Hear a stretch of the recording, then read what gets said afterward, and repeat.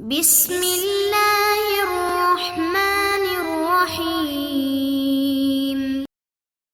السلام علیکم ورحمۃ اللہ وبرکاتہ۔ عزیز طلباء کرام، کیسے ہیں آپ؟ سب خیر و عافیت سے ہیں؟ آج مختصر القدوری کا ہمارا سبق نمبر 23 ہے، اور کتاب الصلاۃ میں آج ہم باب الاذان کو شروع کر رہے ہیں۔ اس میں ہم اذان کے احکامات کو پڑھیں گے، جس میں اذان کا طریقہ ہوگا اور اس کے آداب اور مستحبات ہوں گے، اور خود اذان کا وصف ہوگا۔ تو چونکہ جس طریقے سے سب سے پہلے نماز کا وقت بیان کیا، تو وقت نماز کے لیے واجب ہونے کے، فرض ہونے کے لیے ایک بنیادی سبب تھا، اس کو پہلے ذکر کر دیا۔ اور اس وقت کو وہ وقت شروع کب ہوتا ہے، تو اس کے لیے علامت کے طور پر یہ اذان ہوتی ہے، اور اس اذان سے پتہ چلتا ہے کہ اس نماز کا وقت شروع ہو چکا ہے اور اب اس نماز کو آپ پڑھ سکتے ہیں۔ تو اسی لیے اذان وقت سے پہلے دینا یہ درست نہیں ہوتا۔ تو یہ اذان جو ہوتی ہے، اس کا لغوی اور اصطلاحی معنی ہم کر دیں گے تو ظاہری طور پر یہ اذان ہے جو ہم عرف میں دیکھتے ہیں کہ مساجد سے اذان کی آواز جو ہمیں آتی ہے، تو یہی اذان اس کی ہم شرعی حیثیت واضح کریں گے کہ یہ سنت ہے، مستحب ہے، فرض ہے یا واجب ہے، کیا ہے۔ تو اس کے بعد اس کا طریقہ ہوگا اور اس سے متعلق کچھ آداب ہوں گے۔ سب سے پہلے ہم عبارت پڑھ لیتے ہیں۔ باب الاذان: الاذان سنة للصلوات الخمس والجمعة دون ما سواها ولا ترجيع فيه، ويزيد في أذان الفجر بعد الفلاح الصلاة خير من النوم مرتين، والإقامة مثل الأذان إلا أنه يزيد فيها بعد حي على الفلاح قد قامت الصلاة مرتين،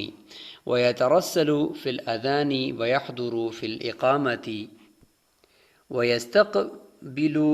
بهما القبلة، فإذا بلغ إلى الصلاة والفلاح حول وجهه يمينا وشمالا، ويؤذن للفائتة ويقيم، فإن فاتته صلوات أذن للأولى وأقام، وكان مخيرا في الثانية، إن شاء أذن وأقام، وإن شاء اقتصر على الإقامة، وينبغي أن يؤذن ويقيم على طهر، فإن أذن على غير وضوء جاز، ويكره أن يقيم على غير وضوء أو يؤذن وهو جنوب، ولا يؤذن لصلاة قبل دخول وقتها إلا في الفجر عند أبي يوسف رحمه الله۔ آگے چلنے سے پہلے ہم باب الاذان کا خلاصہ بیان کر دیتے ہیں کہ اس باب کو ہم کتنی ابحاث میں تقسیم کر سکتے ہیں۔ تو تقریباً 4 ابحاث پر ہم اس باب کو تقسیم کر سکتے ہیں، اور ان 4 ابحاث کو ہم سب سے پہلے دیکھتے ہیں تاکہ پورا باب ہمارے ذہن میں اس کا خلاصہ بیٹھ جائے، پھر اس کے بعد پہلی، دوسری، تیسری اور چوتھی بحث کی طرف جائیں گے۔ تو یہ پورے باب کو ہم 4 ابحاث پر تقسیم کرتے ہیں۔ سب سے پہلی بحث ہے وصف الاذان، کہ اذان کا وصف کیا ہے، یعنی اس کی خود شرعی حیثیت کیا ہے، فرض ہے، واجب ہے یا سنت ہے، یہ ہم پہلے کلیئر کریں گے۔ نمبر 2، کیفیت الاذان، کہ اذان کی کیفیت کیا ہوگی اور اس کا طریقہ کیا ہوگا، اور کیا اس کو کس طریقے سے، کس انداز سے اس کو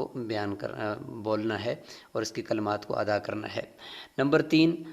اذان اور اقامت فوت شدہ نمازوں کے لیے اس کا کیا طریقہ کار ہوگا۔ اور نمبر 4، آداب ہوں گے کچھ اذان کے کہ کس طریقے سے اذان دیں گے تو ثواب بھی ملے گا اور سنت کے مطابق کہلائے گی۔ اسی کے ضمن میں انشاءاللہ ہم کچھ اور بھی اذان کے جواب سے متعلق گفتگو ہوگی، اور کچھ اور بھی چند مفید باتیں بھی انشاءاللہ اذان سے متعلق ہم ڈسکس کریں گے۔ تو عزیز طلبہ اکرام، اذان کا لغوی معنی ہے الاعلام، یہ بھی عربی کا لفظ ہے۔ اعلام کا معنی ہوتا ہے اعلان کرنا، کسی چیز کی خبر دینا۔ تو اذان کے اندر بھی ایسا ہی ہوتا ہے کہ انسان نماز کا وقت شروع ہونے کی خبر دے رہا ہوتا ہے، اور اس کے اندر اس کا جو کنسیپٹ ہے، اذان کے جو الفاظ ہیں، اللہ اکبر، اللہ اکبر، اللہ اکبر، اللہ اکبر، اشہد ان لا الہ الا اللہ، اشہد ان لا الہ الا اللہ، تو یہ آخر تک جو الفاظ ہیں، تو حضرت عبداللہ بن زید رضی اللہ تعالیٰ عنہ کو ایک خواب آیا تھا۔ اس سے پہلے تو اونچی ٹیلے پر کھڑے ہو کر آواز دی جاتی تھی اور اذان کہلائی جاتی تھی، اور اسی طریقے سے مختلف طریقے تھے اذان کا مطلب یعنی نماز کے لیے بلانے کے مختلف طریقے تھے مسلمانوں کو۔ لیکن حضرت عبداللہ بن زید رضی اللہ تعالیٰ عنہ فرماتے ہیں کہ ایک دفعہ میں نیند کی حالت میں تھا، تو نیند اور تھوڑا سا بیداری یعنی اونگ کی کیفیت تھی، تو ایک مجھے آدمی نظر آیا، تو اس کے ہاتھ میں ایک ناقوس تھا، تو وہ اس کے اندر لیے ہوئے تھا، تو کچھ کلمات کہہ رہا تھا، تو میں نے کہا کہ یہ مجھے دے دے، میں اذان کے لیے لوگوں کو، نماز کے لیے لوگوں کو بلاؤں گا۔ تو اس نے کہا کہ نہیں، میں آپ کو کچھ کلمات سکھاتا ہوں جس سے آپ لوگوں کو نماز کی طرف بلائیں۔ تو وہ اس نے پھر یہ کلمات پڑھے جو حضرت عبداللہ بن زید کو اور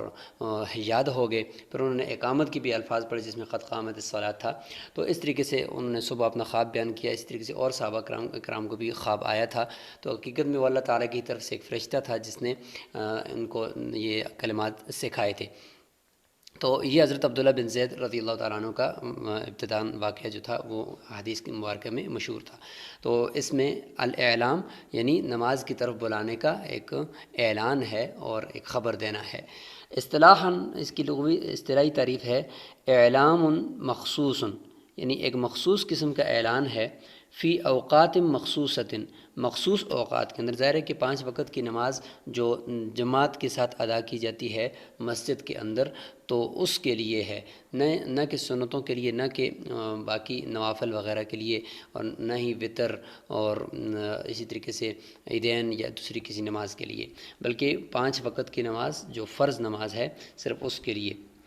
بالفاظ مخصوصۃ، مخصوص الفاظ ہیں اس کے، اس سے نہ کمی کر سکتے ہیں نہ اس سے زیادتی کر سکتے ہیں۔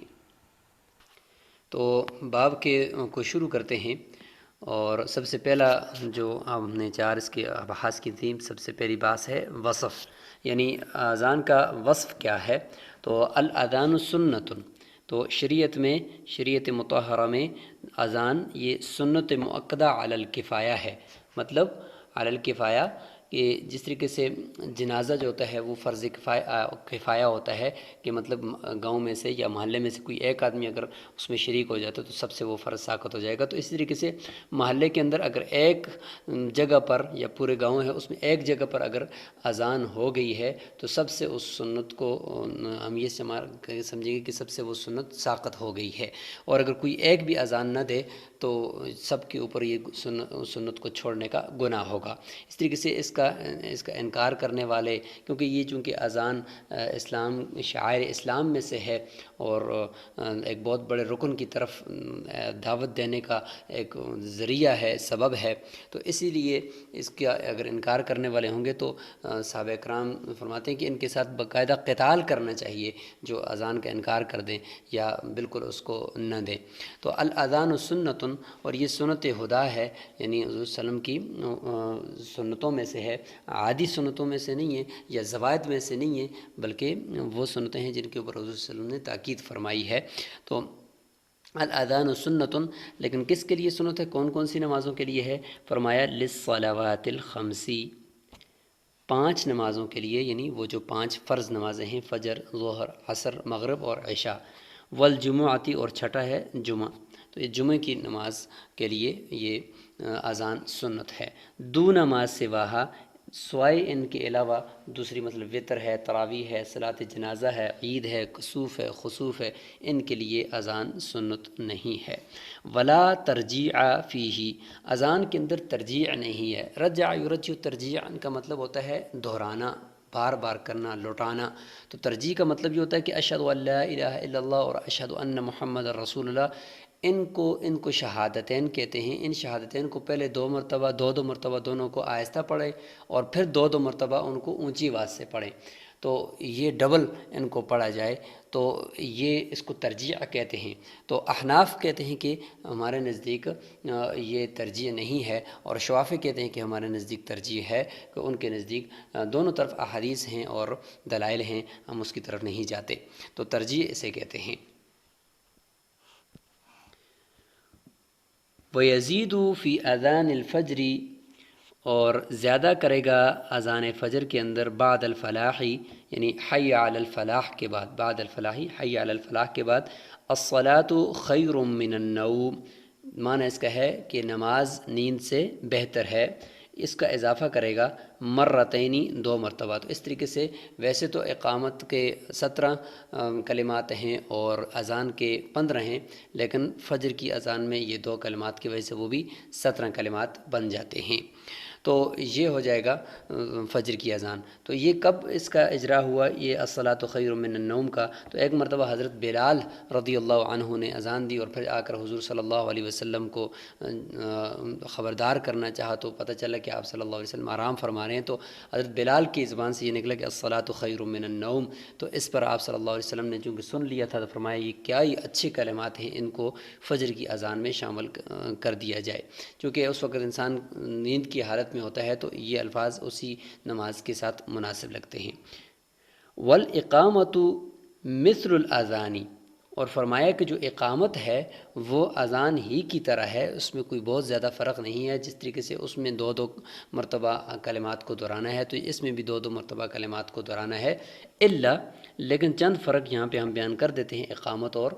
اذان کے درمیان۔ سب سے پہلا فرق تو یہ ہے کہ انہ یزید فیہا بعد الفلاح،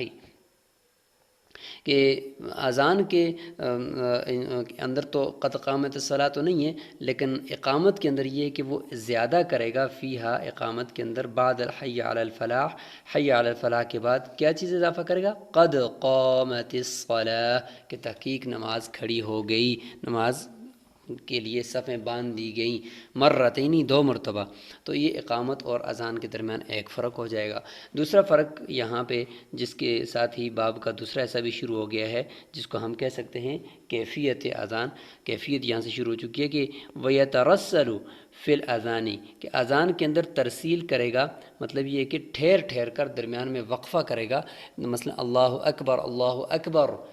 درمیان میں وقفہ سانس توڑے گا، اس کے بعد پھر نئے سانس سے دوسری مرتبہ اللہ اکبر کہے گا۔ اس طریقے سے اشہد ان لا الہ الا اللہ، درمیان میں سانس توڑ کے سانس لے گا، اس کے بعد دوبارہ اشہد ان لا الہ الا اللہ کہے گا۔ تو مطلب یہ کہ ہر کلمے کے بعد درمیان میں سانس توڑنا ہے اور اس کے بعد نئے سانس کے ساتھ دوسرے کلمے کو پڑھنا ہے، اس کو کہتے ہیں ترسل۔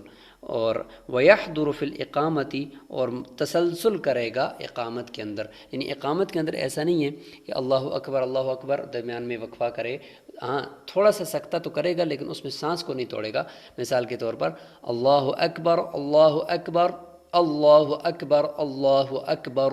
تو درمیان میں دیکھیں تھوڑا سا سکتہ تو ہوا ہے لیکن یہ کہ سانس نہیں لیا۔ اس طریقے سے اشہد ان لا الہ الا اللہ، اشہد ان لا الہ الا اللہ، تو آخر میں جو ہا ہے اس کے اوپر وقف ہی کرنا ہے، اگرچہ درمیان میں بس سکتہ کرنا ہے اور سانس کو توڑنا نہیں ہے، لیکن اس کے باوجود بھی اللہ اکبر جو ہے یہ ضمہ پڑھنا، پیش پڑھنا اکبروں کے اوپر، یہ مناسب نہیں ہے، یہ غلطی ہے، نہ اقامت کے اندر نہ ہی اذان کے اندر۔ وقف کرنا ہے، جزم پڑھنی ہے را کے اوپر، اللہ اکبر اللہ اکبر، تو یہ ہو جائے گا فرق۔ اسی طریقے سے ایک فرق یہ بھی ہے کہ اذان باہر دی جائے، مناسب یہ ہے کہ مینار کے اوپر دی جائے، اور اگر اندر اسپیکر لگا ہوا ہے اندر اگر کونے میں دیتے تو اس کی بھی اجازت ہے، اور اقامت جو ہوتی ہے وہ اندر ہی ہوتی ہے۔ تو یہ کچھ فرق ہو جائیں گے اذان اور اقامت کے درمیان۔ اسی طریقے سے ایک فرق یہ بھی ہے کہ اذان کے وقت کانوں کے اندر انگلی اپنی ڈالنی ہے تاکہ آواز بلند ہو، اور اقامت کے لیے ہاتھوں کو نیچے چھوڑنا ہے اور اس میں کہنے کی ضرورت نہیں ہے، اور اذان ذرا اونچی آواز سے کہی جاتی ہے اور اقامت ذرا تھوڑا سی پست آواز میں کہی جاتی ہے۔ وَيَسْتَقْبِلُ بِهِمَا الْقِبْلَةَ، یہ بات دونوں میں مشترک ہے کہ دونوں کے اندر اذان اور اقامت کہتے وقت استقبال قبلہ، یعنی قبلہ کی طرف اپنے سینے کو رکھے گا، اس سے اپنے سینے کو نہیں پھیرے گا۔ فَإِذَا بَلَغَ إِلَى الصَّلَاةِ وَالْفَلَاحِ، إِلَى الصَّلَاةِ یعنی حی علی الصلاح پر جب پہنچے، والفلاح اور حی علی الفلاح پر جب پہنچے، تو حول وجہہ، تو اپنے چہرے کو پھیرے گا، سینے کو نہیں پھیرے گا، چہرے کو پھیرے گا، یمیناً دائیں طرف و شمالاً اور بائیں طرف، یعنی حی علی الصلاح اور حی علی الصلاح جب کہے گا تو اس وقت اپنے دونوں مرتبہ اپنے سینے کو قبلے کی طرف رکھتے ہوئے چہرے کو صرف تھوڑا سا اپنے دائیں طرف پھیرے گا، اور حی علی الفلاح کے وقت بائیں طرف پھیرے گا، کیونکہ لوگ دائیں بائیں جتنے بھی ہیں ان سب تک آواز پہنچانا مقصود ہوتا ہے، تو اس لیے یہ اس طریقے سے کیا جائے گا، اور یہ بھی سنت ہے۔ وَيُؤَذِّنُ، اور اسی طریقے سے اذان کہے گا للفائتۃ، فوت شدہ نماز کے لیے، وَيُقِیمُ، اور اقامت بھی کہے گا۔ تو یہ باب کا تیسرا ایسا شروع ہو گیا کہ فوت شدہ نمازوں کے لیے اذان کہنے کا حکم، تو یہ تیسرا ایسا یہاں سے شروع ہو گیا ہے۔ تو اس میں یہ کہ اگر ایک نماز فوت ہو گئی ہے تو اس کے لیے اذان بھی کہے گا، مطلب فوت ہو گئی تھی نماز اور بہت سارے ساتھی تھے یا ایک ہے تو وہ بھی اپنے لیے اذان کہے گا جب اس کو لوٹا رہا ہوگا اس فوت شدہ نماز کو، اور اقامت بھی ساتھ ساتھ کہے، یہ بھی اچھا ہے۔ اور جس طریقے سے حضور صلی اللہ علیہ وسلم لیلۃ التعریس جسے ہم کہہ سکتے ہیں، اس رات میں جو صبح نہیں اٹھ سکے تھے اور نماز ایک غزوے کے اندر فجر کی نماز قضا ہو گئی تھی، تو پھر سورج لگ گیا تو پھر جاگ گئے، تو اس وقت اسی طریقے سے آپ صلی اللہ علیہ وسلم نے اذان بھی کہلوائی تھی اور اقامت بھی۔ لیکن یہ کہ فَإِنْ فَاتَتْهُ صَلَوَاتٌ، اگر بہت ساری نمازیں فوت ہو گئی ہوں، ایک نماز نہیں بلکہ بہت ساری ہیں، جیسے کہ غزوہ خندق کے موقع پر 4 نمازیں فوت ہو گئی تھی، تو ان میں اختیار ہے اذن للأولی وأقام، کہ پہلی کے لیے تو اقامت بھی کہے گا اور اذان بھی کہے گا،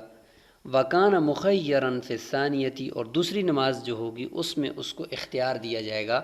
ان شاء اذن و اقامہ، چاہے تو اذان اور اقامت دونوں کہے، و ان شاء اقتصر علی الاقامت، اور چاہے تو صرف اختصار کر لے، اکتفا کر لے اقامت کے اوپر۔ البتہ اقامت نہ کہے تو یہ مکروہ ہو جائے گا، اقامت کہے گا، لیکن یہ کہ اذان باقی نمازوں میں کہے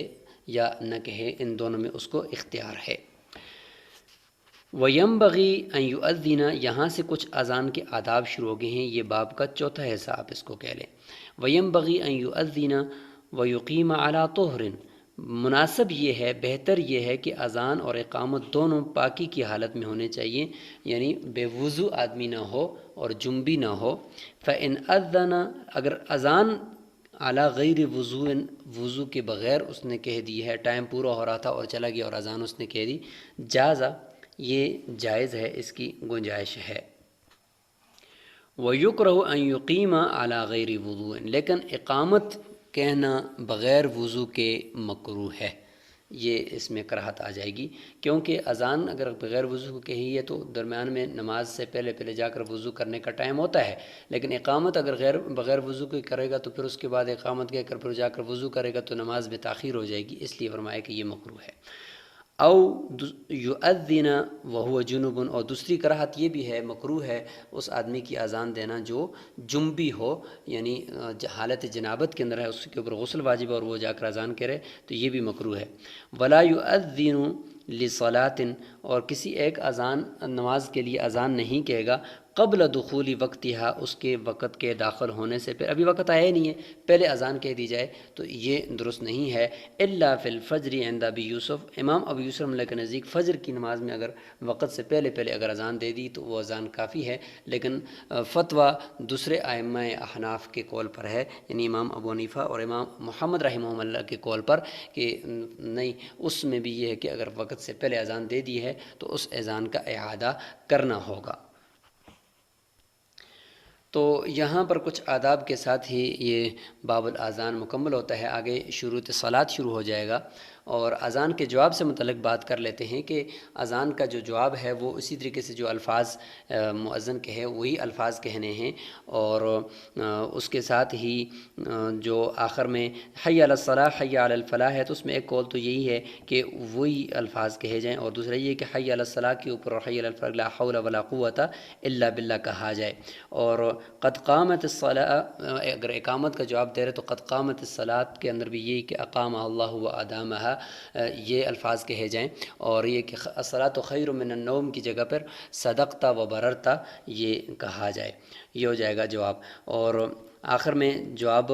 کے بعد آخر میں اس کا حضور صلی اللہ علیہ وسلم کے اوپر درود بھی بھیجا جائے، یہ کہ اللہم رب هذه الدعوة التامة والصلاة القائمة آت محمدا الوسیلة والفضیلہ وابعثه مقاما محمودا الذی وعدتہ، یہ درود شریف بھی حضور صلی اللہ علیہ وسلم کی طرف بھیجا جائے۔ اور اسی طریقے سے اذان اور اقامت دونوں کا جواب مسنون ہے۔ اگر بہت ساری اذانیں اکٹھی ہو رہی ہیں تو اس میں سے سب سے پہلی اذان یا اپنے محلے کی اذان، اس کو ترجیح دی جائے، اور تلاوت کے وقت اور پیشاب اور پخانے کے وقت اور قرآن مجید کی باقی یعنی پیشاب پخانے کی وقت اور ان صورتوں میں تو اذان کا جواب نہیں دینا چاہیے، لیکن اگر قرآن مجید کی تلاوت کر رہا ہے تو پھر قرآن مجید کی تلاوت کو روک کر پہلے اذان کا جواب دے، اس کے بعد پھر تلاوت کو دوبارہ شروع کر دے۔ تو یہ کچھ مسائل تھے اذان سے متعلق۔ آج آپ نے اذان کا لغوی اور اصطلاحی معنی یاد کرنا ہے، اور اس کے بعد اذان کا طریقہ اور اذان اور اقامت کے درمیان فرق اس کو یاد کرنا ہے۔ السلام علیکم ورحمۃ اللہ وبرکاتہ۔